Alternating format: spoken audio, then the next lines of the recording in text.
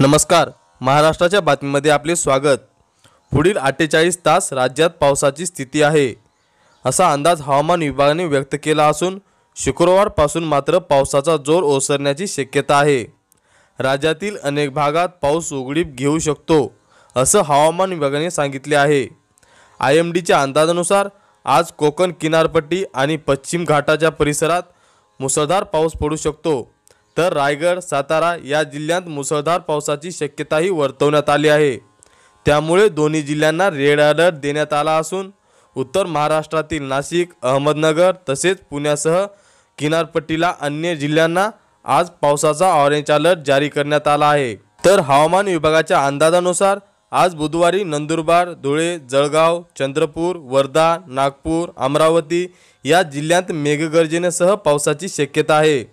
त्यामुळे वरील सर्व जिल्ह्यांना पावसाचा येलो अलर्ट जारी करण्यात आला आहे। सिंधुदुर्ग, कोल्हापूर, रत्नागिरी, पुणे, मुंबई, ठाणे, पालघर, नाशिक या जिल्ह्यांनाही पावसाचा ऑरेंज अलर्ट जारी करण्यात आला आहे, तर रायगड आणि सातारा येथे रेड अलर्ट करण्यात आला आहे। अशाच माहितीसाठी महाराष्ट्राच्या बातमीला सबस्क्राइब करा। धन्यवाद।